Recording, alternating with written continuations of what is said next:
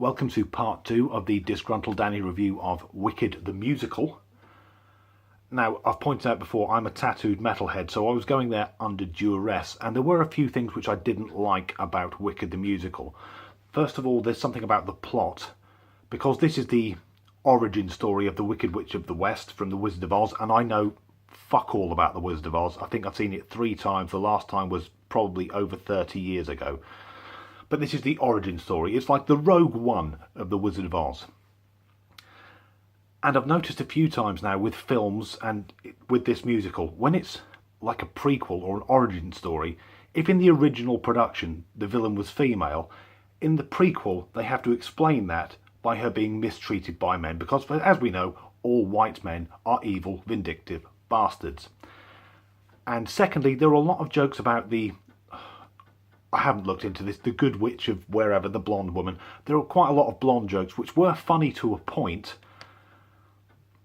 but making jokes about blonde women being shallow and stupid and superficial, you wouldn't do that if one of the characters was black. That would be a very, very different feel then, wouldn't it? But onto the show itself. Now, I turned up quite drunk. Not steaming, but just I'm quite happy. And I look around and the curtain goes up, and within the first minute or so it's all about Munchkin Land, and I'm thinking, I am not sitting through 3 fucking hours of this, people dancing around talking about munchkins. So I did what I believe most heterosexual men would do in my situation, is that I looked at the female members of the cast and worked out which of them I'd like to have sex with, then which order, and then because it was the Wizard of Oz I tried to work out who were the proper friends of Dorothy. But from my vantage point, I had a view of the orchestra pit, and because I'm interested in music and live music, I was thinking, well, this is quite interesting. And it was okay. And then the lead character came on. I think the Wicked Witch is called Ephaba, don't quote me on that. Being played by the understudy, not the lady who we thought was going to be playing the lead, the understudy, who's a lady called Nikki Bentley. And once she came out and started singing, it sort of transformed the show, because she's an absolutely phenomenal performer. And I've suddenly gone from being this sort of angry metalhead to going, musically, this is fucking brilliant. The plot really isn't interesting me, but this performance, and her with the good witch, the 2 witches singing together, it's fucking amazing.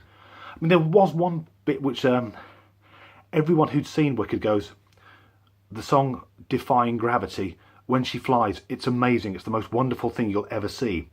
So when this song starts, I'm waiting for it, but sadly, I've also got a view of what appears to be a cherry picker behind the stage. So when the witch takes off and flies, I know that backstage there's probably some bloke called Trevor in a high-vis jacket pulling a lever, wondering what the fuck has gone wrong with his life. But I want to hold my hands up and say I was wrong with my presumptions about the musical. I did really enjoy it. Again, the plot, not really my thing, but as a performance, it was wonderful. And at the end of it, I've actually bruised my hands from clapping so hard. I never thought I'd say that about a musical. And now I just want to get some sequins and be free. Then after the show, Mrs. Disgruntled booked a taxi, so I thought I'll have a quick look at the stage door, see if I could meet some of the cast. That didn't happen because our taxi turned up early.